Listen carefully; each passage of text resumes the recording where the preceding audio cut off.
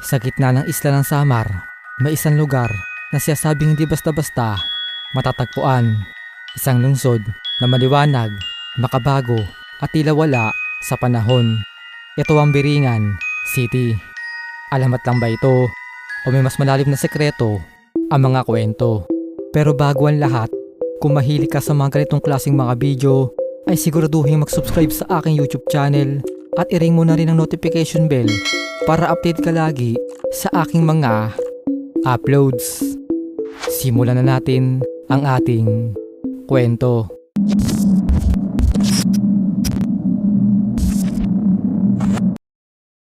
Mga kaibigan, sa buong isla ng Samar, wala tayong makikita na lugar na ang pangalan ay Biringan City.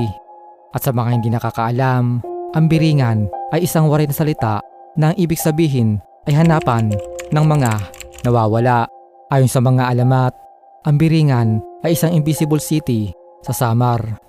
Dito raw nakatira ang mga engkanto, diwata at iba pang nilalang na may kakayahang mag-anyong tao. Ayon sa mga taga roon, na matatagpuan daw ito sa pagitan ng Kalbayog at Katarman sa Northern Samar. Siyasabing tanging ang mga pinipili lang ang nakakakita at nakakapasok sa Biringan. Pero kapag ikaw ay tinanggap na, baka hindi ka na makalabas. Muli, may isang kwento mga kaibigan ng isang taong nakarating na mismo sa Biringan.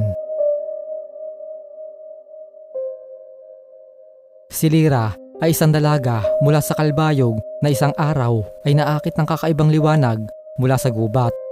Sa kanyang paglalakad, nakarating siya sa isang lungsod na hindi niya alam na may ganito palang lugar sa kanila. Doon, siya ay tinanggap ng mga magagandang nilalang at pinakain ng masarap na pagkain. Ngunit may nagbunyag sa kanya ng isang mabala. Kapag 3 beses kang kumain dito, hindi ka na makakaalis. Masyado nang huli. 3 beses na siyang kumain. Mabilis siyang tumakbo, tinangkang makatakas at isang iglap, nagising na lang siya sa gubat. May puting buhok at isang gintong dahon sa kanyang bag. Mga kaibigan, ang Biringan ay hindi lang kwento.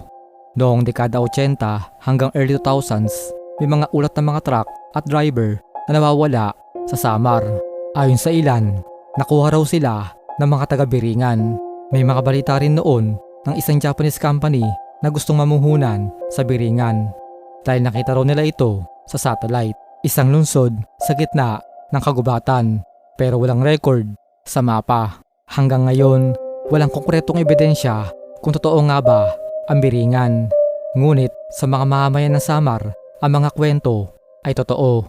At minsan, sapat na ang paniniwala para maging totoo ang isang alamat. Ikaw kaibigan, naniniwala ka ba sa Biringan?